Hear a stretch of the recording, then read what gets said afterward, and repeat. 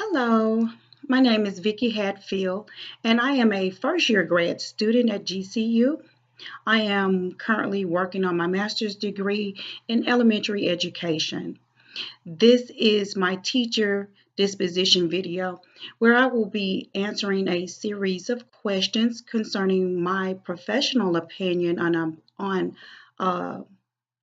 dispositions, that dispositions that teachers should possess. Well, the first question is, what professional dispositions do I think that I have that makes me a good teacher? Well, the first one that I think that I have is honesty. I think that teachers should definitely possess the disposition of honesty and integrity.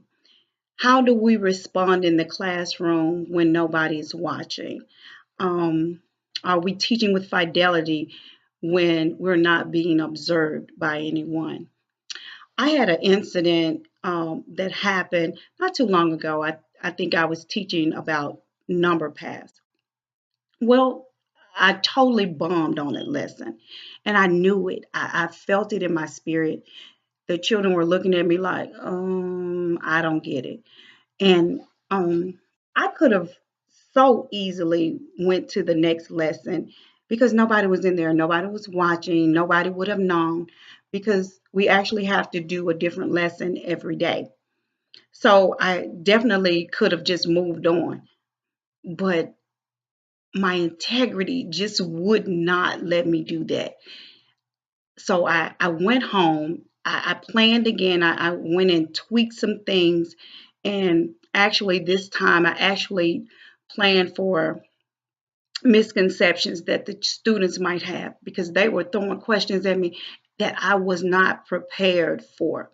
Yes, I had prepared the lesson, but I did not plan for their misconceptions. And that's where I got caught up. So the next day I went in and I taught the lesson. Well, before I taught the lesson, I told the children, I kept it honest. I kept it 100 with them. I said, you know what? That lesson that Miss Hatfield taught you guys yesterday, I taught it wrong. And they were like, what? You taught it wrong. I said, yeah, I did. Miss Hatfield messed up. So what I need for you to do, I need you to take your brain and I need you to just scrub it clean.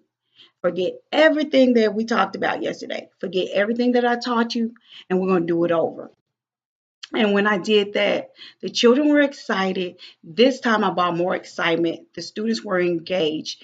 And I felt like, wow, this is integrity. I knew that I'm honest with myself. I know that I'm honest with myself when I teach. Did I do a good job? Did the children perceive it or the children engage? I know that I do that. But this is the first time I really felt like I just bombed. And I'm not saying that I'm perfect and that I do it right the first time all the time. But this time it was a mess. And so I decided to be honest with my students instead of just going on to the next section and we redid it. The next disposition that I think I hold is dedication. Um, I'm probably, no, I'm one of the first teachers to arrive every morning. And I know that I'm the last teacher to leave each day. Not trying to sound like I'm the best teacher there, but I do know that I put in work to prepare for my students the next day. And I think this is vital. I hardly ever leave before my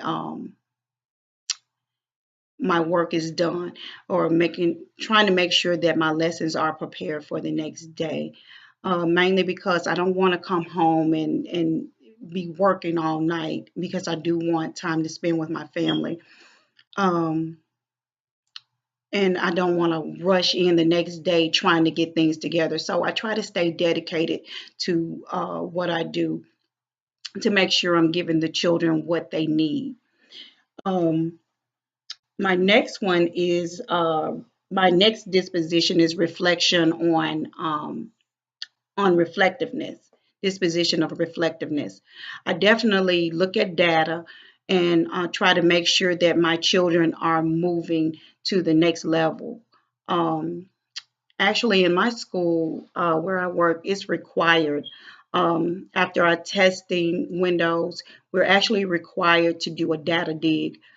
This is where we go in and we look at data, we look at growth, and we compare each window to each other. Okay, how far did the students progress? How much growth did they get? And what are the skills that I need to work on as a teacher to help them move to the next level? So I do think that I do pretty well with reflecting on data. Now, what are dispositions that I think I could work on? Mainly, one that I'm really not good with is diversity. I've always worked in urban communities where I don't have a lot of mixture of different races, so that hasn't been a problem uh, for me. But definitely, religious diversity has been somewhat of a problem for me in the past. Not that I don't respect everybody's religion, but it's difficult when you're brought up in a certain culture and you celebrate certain things and you think that everybody should participate. Well, I've had certain instances where parents emphatically say, I don't want my child to celebrate birthdays, or if you all are having Christmas programs, or if you all are having anything that relates to any kind of celebration, my child can't participate. And it really kind of just breaks my heart because I want every child to experience what I think children deem as being exciting or important, such as Christmas, holidays, and pretty much things of that nature. Um, Also, I can do a better job in incorporating things, multicultural things around the classroom and teaching about the cultures and definitely helping my children to rid themselves of certain biases. Um, the next one is advocacy. I haven't done a lot of advocacy recently since I came over to elementary school. I spent most of my years in pre-K Head Start, which I did a lot of advocacy there, um, helping with finding homes for parents.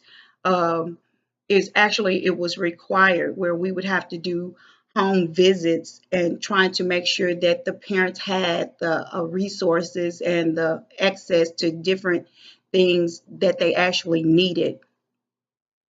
But I definitely think that I need to get back on that track um, as an elementary student because finding out what's going on with children actually helps us as teachers combat bad behavior.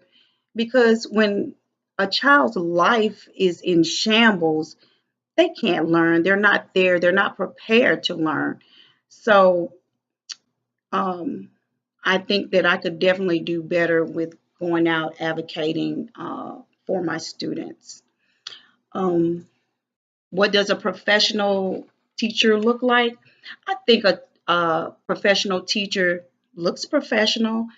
They, I think perception is everything.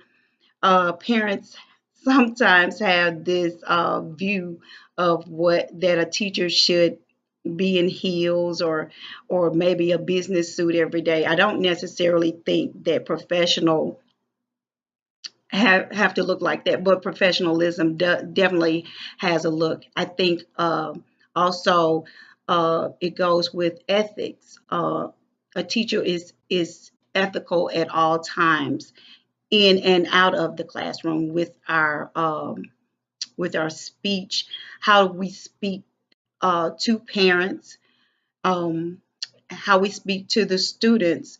We definitely have to maintain a certain code of of ethics. And in this world of social media, we definitely have to be careful on how we carry ourselves outside of the classroom.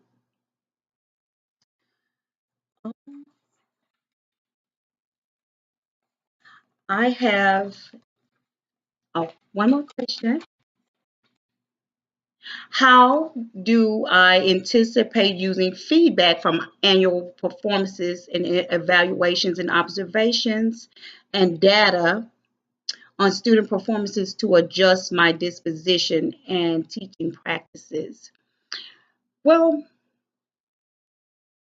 we have like maybe 4 observations a year. And that's not the only observation because your principal or your district can come in and observe at any time. And receiving feedback when it's not positive, it's sometimes is really difficult. But as a professional, we have to look at ourselves and know that we don't know everything. And even though I've been doing this for 26 years, I've been in the classroom for 26 years.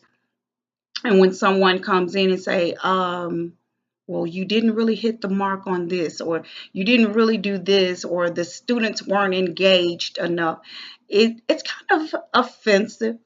But I learned in those times when I'm given feedback like that, I have time to reflect on, well, maybe I didn't do it, or maybe I could have done this better, or let me go back and adjust. And I have really found this year that the feedback that I was given was really productive. Now, I could have gotten offended and it would have been counterproductive. But when we as educators learn to take ourselves out of the situation and learn that it's not about me, it's not about how great I look, it's about moving these students to the next level. And I believe that's when our professionalism really kicks in when we learn those life lessons. Thank you. I have enjoyed speaking with you, and good night.